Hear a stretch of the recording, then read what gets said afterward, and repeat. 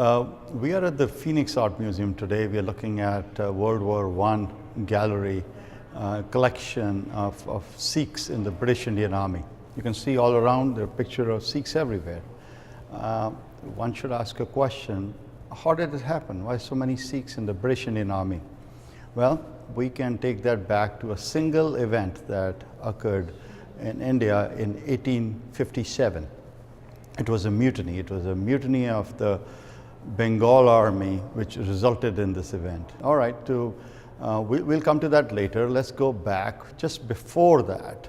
What was the structure and of the British Indian Army? At that time, let's say in 1856, the British Indian Army, at that time it was East India Company, had about 260,000 men in the army. There were 40,000 British soldiers. So it's a huge army. It was one of the largest mercenary armies in the world.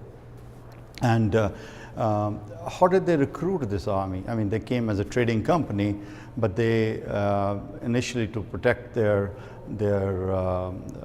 forts and businesses, they recruited few soldiers, but later they continued expansion and taking more territories, winning over kingdoms and princely states. So what was the composition of the army? There was these three armies of the presidency, the Bengal presidency, the Bombay and Madras. The Bengal presidency was the largest or the most pride of the British Indian Army. It was composed mostly of Brahmins and Kshatriya Rajputs from the state of Awadh and Bihar. They were called Purbiyas. And this was because the British thought that they are the higher castes. They commanded respect. They were also tall, good-looking, and for them, clean.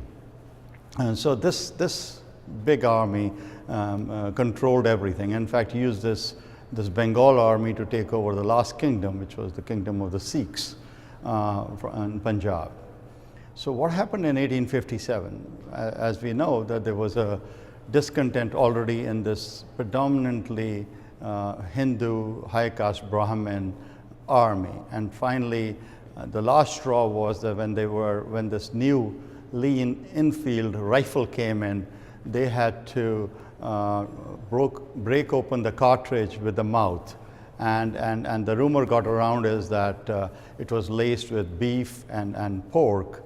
So basically there was, so this looked like another way to convert all the Hindus into Christianity. In the Merit regiment of this Bengal army, there was a mutiny on 10th May 1857.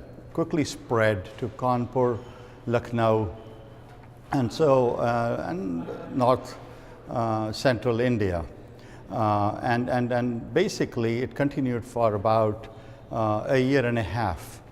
The British at this point in time used their crack Scottish Highlander units, which they considered a martial race, along with the newly captured territories of Punjab, the Punjab Frontier Force and Gorkhas, to quell down this mutiny.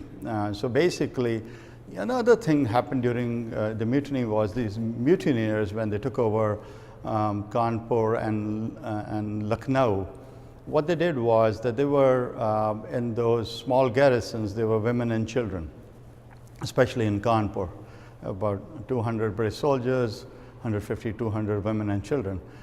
They were supposed to let them go, but what they ended up killing them, the men and the women and children. So the British at that time, they demonized the Brahmin. They basically said that the killer, rapist of women, killer of children, and this intelligent Brahmin doesn't need, is not a loyalist. And basically, so they started disbanding this Bengal army. So by the time they were finished in 1914, out of the 94 Bengal regiments, 74 Bengal regiments, 69 had been disbanded.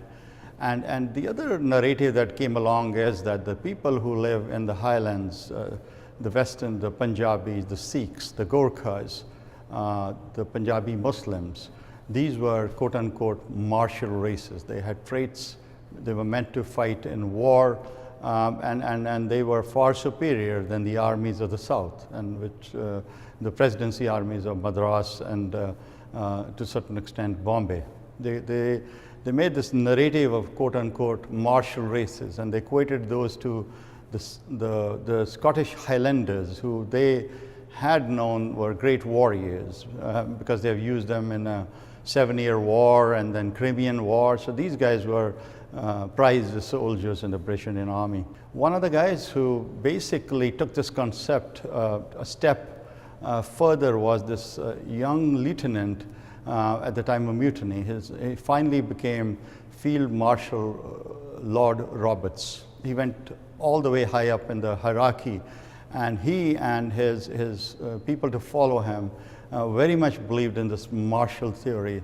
So basically they recruited Sikhs very aggressively into the British Army. The Sikhs were just about 3% of the population, but they became about 20% of the British Indian Army. And that's why you see all these Sikhs in the British Indian Army, and they became highly decorated veterans. In fact, in the two wars, they probably about more than 100,000 lost their lives, and similar or a greater number were killed, injured during the war. And for the same reason, the Sikh regiment has, in history of India, one of the most decorated regiments in the history of India as a regiment. They've had high laurels, Victoria Crosses, MVCs, and all kind of honors.